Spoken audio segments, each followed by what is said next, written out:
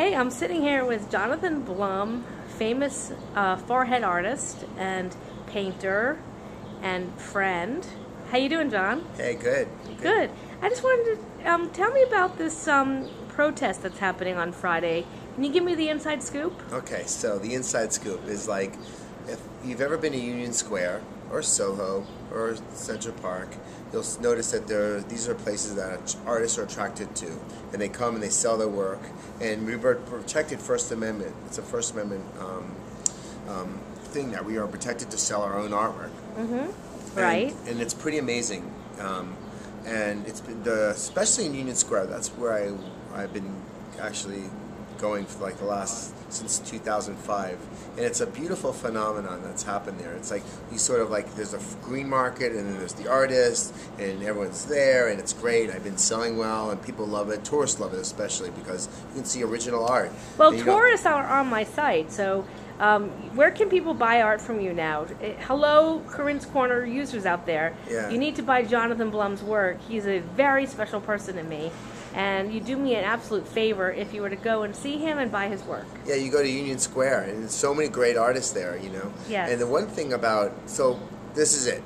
The sad news is that a couple weeks ago we got this kind of like,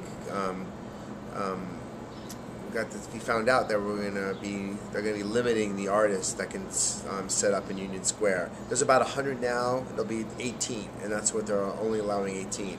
And when they try to kick the artists out of Soho, they lost because they try to kick all the artists out. But this time, I think we will lose legally. So we have to win this politically, because like legally, the parks can regulate their parks. That's just the rules, and they're allowing some artists. Now, who's doing this? Dear Bloomberg, is Bloomberg It's Bloomberg, and it's Benepi. This guy Benepi, he's the guy who he's the park commissioner. So can you write to Benepi and Bloomberg to say, you know, yes, let artists work in New York? Yeah, I wish I had all the information, but yes, you can. And then also there's a protest this Friday on 25th Street at 10 o'clock, and there's a big community board.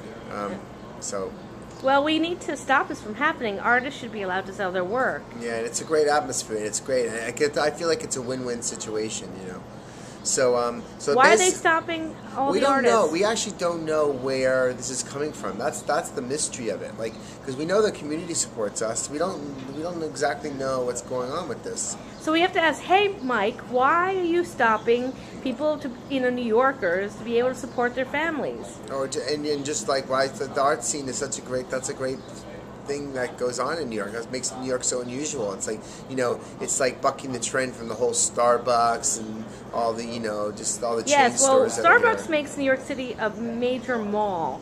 Right. And Bloomberg put in all these wonderful seating areas so that people could sit outside and enjoy New York City. Yeah. But Bloomberg has to let artists support their families and be able to display their work in New York City. And it's a win-win situation because it's also fun, right?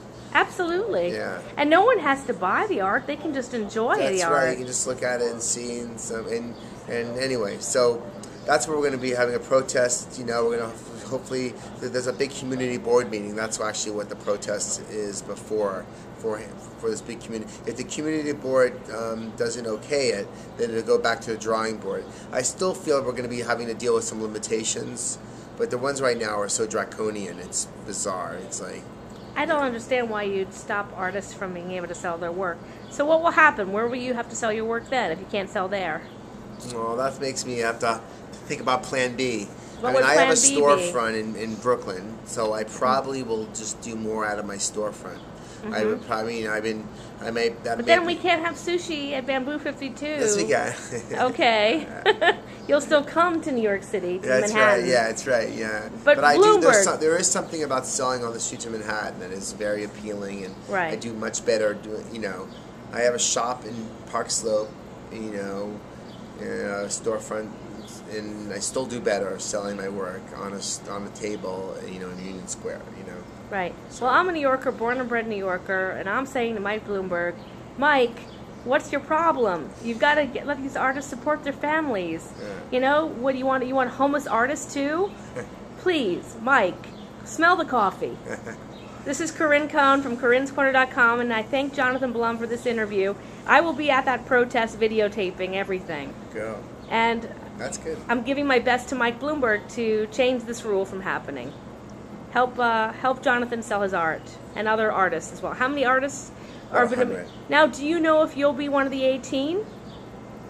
No, it's first come, first serve of the 18. So how do they determine that? That's another thing. And that's crazy. What's even crazier, if a 19th artist shows up, they all have to go. How's that? Okay, Bloomberg, we need to change this rule. Yeah. Corine'S Corner is protesting.